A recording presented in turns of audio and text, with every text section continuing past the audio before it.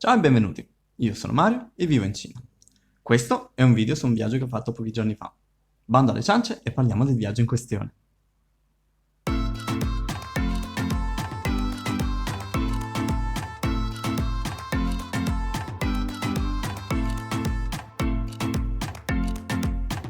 Eccoci qui, con una cartina presa da Google Maps. Sono partito da Bengbu, che è una città nella provincia cinese chiamata Anhui.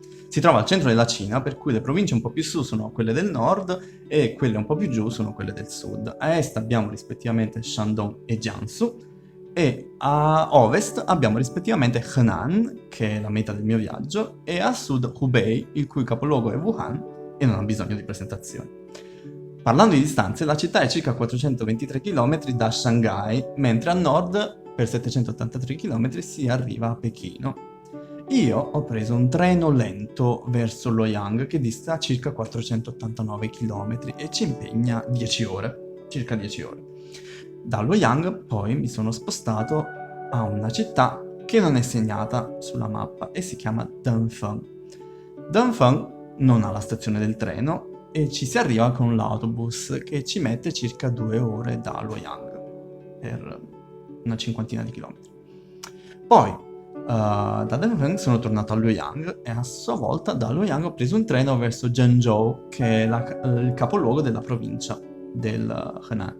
È a 105 km e ci mette un'ora e mezzo. Da Zhengzhou infine sono andato a Kaifeng con un treno veloce che effettua il trasporto tra le due città e ci mette circa mezz'ora. Infine sono ritornato a Bengbu con un treno che ci ha messo 5 ore e un quarto. Si parte, come dicevamo, con il treno notturno verso Loyang. Certo, sarebbe stato meglio prendere una cuccetta, ma non ce n'erano disponibili. Sono arrivato alle 7 di mattina e devo dire che l'albergo mi ha fatto fare il check-in verso le 8 e mi sono quasi commosso. Vicino all'albergo c'era un comodo vicoletto dove comprare snack vari per la colazione.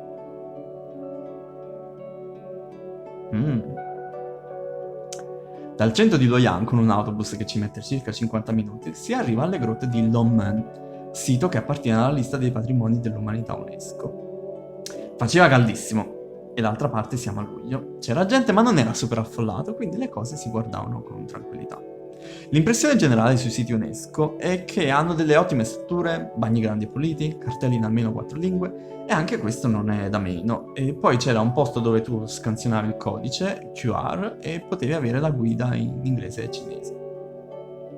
Ora, leggendo Wikipedia, vi dico che questo complesso è lungo circa 1 chilometro e comprende più di 2300 grotte, con più di 100.000 raffigurazioni di Buddha. Queste grotte sono scavate nel tempo a partire da 1800 anni fa e la statua più grande è alta circa 17 metri.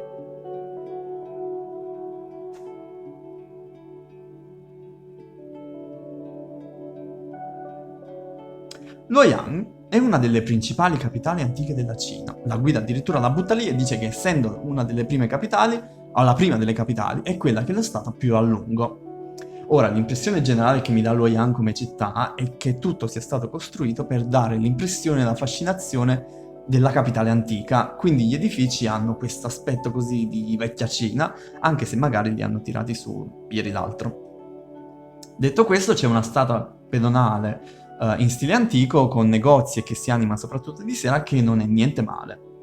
Io per cena ho preso dei baozi soffritti a cui do un 6 per l'impegno, che sono molto economici, però soprattutto deludenti, soprattutto quelli senza carne.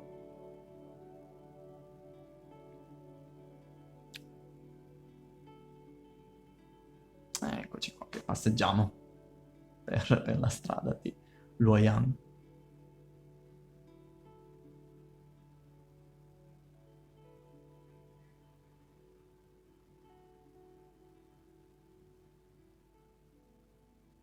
Secondo giorno si prende il bus e si va verso Dunfeng. Arrivati poi tocca prendere un altro autobus che ci mette una cinquantina di minuti per arrivare al tempio Shaolin. La zona è molto bella e naturale. Ora, questo tempio Shaolin è un tempio buddista, ma a quanto pare i monaci qua menavano ed è un tempio famoso per le arti marziali cinesi.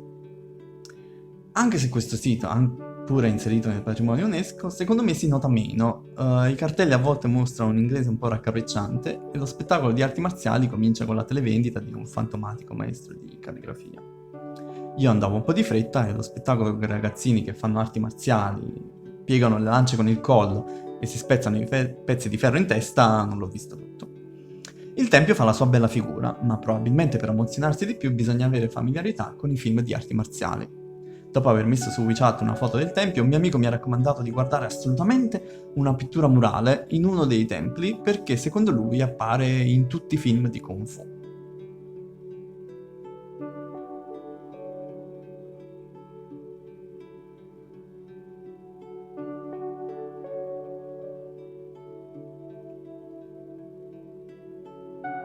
Nella serata a cena ho optato per un posto dove si mangia a buffet e ti cucini da solo le cose sulla piastra.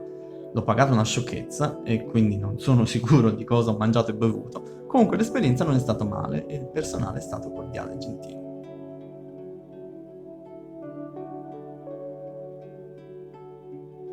Terzo giorno e si parte alla volta della seconda attrazione nella città di Loyang, il monastero del cavallo bianco. In questo luogo si dice che sia stato costruito il primo monastero buddista in Cina. La leggenda vuole che due monaci giunsero dall'India su cavalli bianchi, il monastero fu costruito per accoglierli e i monaci si occuparono della traduzione delle scritture buddiste in cinese, favorendo l'ingresso della religione in Cina.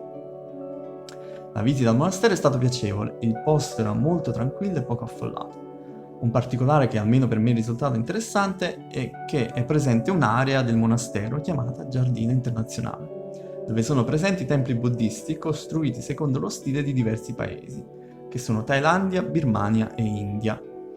Il tempio indiano però era chiuso e a quanto pare per lavori di ristrutturazione e quindi me lo sono perso e sarà per la prossima volta.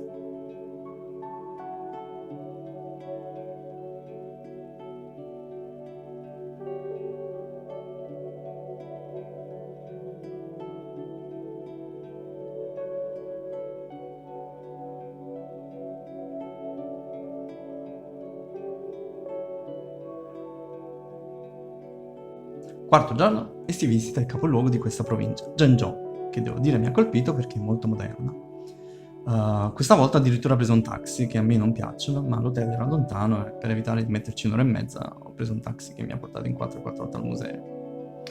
Una delle particolarità di questo museo è l'esibizione che fanno con strumenti musicali classici cinesi 2 volte al giorno. Io però sono arrivato tardi, quella alle 11 me la sono persa e quindi anche in questo caso pazienza. Un mio amico che è del posto mi dice che questo museo di interessanti ha la collezione di oggetti in bronzo e le stele di pietra. Io non sono un grande fan di questo genere di musei perché, secondo me, ho la sensazione, visto uno, visti tutti. Inizialmente poi la visita è andata così così perché il museo era pieno di gente, però ai piani superiori l'esperienza è stata meno claustrofobica ed è andata migliorando perché poi mi sono divertito a riprendere i cinesi che a loro volta riprendevano i pezzi esposti nel museo. Zhengzhou e Kaifeng sono collegate da una linea ad alta velocità che collega le due città e impiega meno di mezz'ora. Questa volta quindi ho preso il treno in una delle stazioni deputate ai treni ad alta velocità, che sono grosse e sembrano aeroporti e non pollai come le stazioni dei treni nelle città più piccoline. Su Kaifeng c'è da dire che il mio viaggio praticamente è nato dal desiderio di visitare questa città. 10 anni or sono, durante una lezione all'università, avevamo una lettura sulla città di Kaifeng e ne esaltavo la sua bellezza. Una bellezza solenne, rigorosa, magari logisticamente un po' ostile. Di assolutamente fantastico secondo me a Kaifeng ci sono i suoi mercati notturni, pieni di vita, di cibo di strada, di gente, di bizzarrie. E la prima serata ho provato una sorta di piadina con la carne di capra e non era niente male.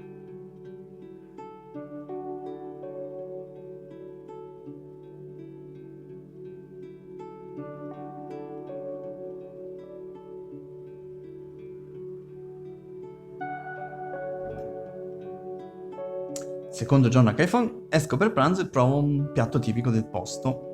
Il piatto è composto da 4 diversi ingredienti stufati e mangiati con la zuppa. Carne, polpette, verdura e roba fatta con il glutine che chiameremo seitan. Finita la merenda si parte in bici alla volta del parco della pagoda di ferro. Ora, delle svariate attrazioni presenti a Kaifeng, questa qui sembrerebbe essere originale dell'epoca. Sta in piedi da 1000 anni e si chiama di ferro perché i mattoni che la rivestono hanno un color ruggine. Fuori c'è anche un museo con una rappresentazione della visita di Mao Zedong, che si compiace del fatto che la pagoda abbia resistito per tanto tempo e dichiara che essa rappresenta il popolo cinese che non viene mai abbattuto. All'ingresso del parco c'è una bella insegna che ci dice che questa è la prima pagoda sotto il cielo. Il parco di per sé non è male, comunque per qualche ragione che non conosco, dentro quasi non c'era un'anima. La visita comunque non mi è dispiaciuta. Ho incontrato anche un tipo che mi ha offerto una sigaretta.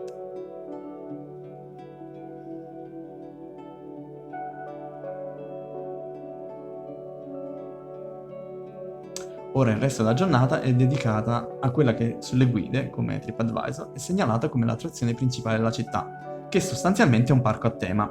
Bisogna fare un paio di promesse. La prima che mi lascia contrariato è che il biglietto d'ingresso è di circa 16 euro, ma soprassediamo.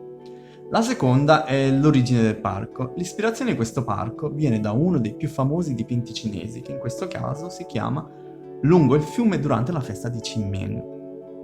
E questo dipinto rappresenta una visione d'uccello della capitale dell'epoca, capitale del XII secolo, che si chiama Bianjing, che corrisponde all'attuale Kaifeng.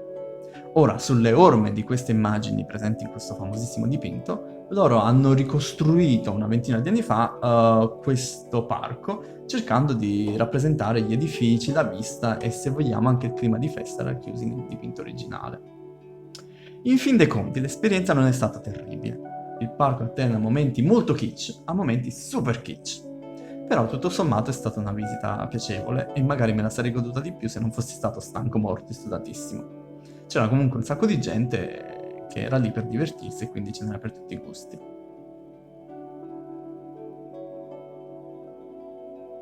L'ultimo giorno poi parto alla ricerca del pranzo e visito un posto che offre un menù con polpette di carne in brodo e una focaccina con uova e wurstel. Prima di avviarmi alla stazione, visito quello che dovrebbe essere un centro commerciale vicino al centro della città, che si chiama qualcosa tipo alla Torre del Tamburo. Per qualche ragione che io non ho ben compreso, però tutti i negozi, tutti tranne uno, erano chiusi. Io comunque l'ho trovato molto affascinante e ho approfittato della grande quiete. Poi ho preso una bici e sono andato alla stazione di Kaifeng, che credo sia una delle stazioni di treni più piccole che abbia visto in Cina. Il treno, inoltre, a tradimento ha deciso di fare un'ora e mezza di ritardo. Il treno in ritardo verso Bengbu segna la fine di questa piccola gita nella provincia della Henan. Io quindi vi saluto e vi do appuntamento alla prossima vacanza. Ciao!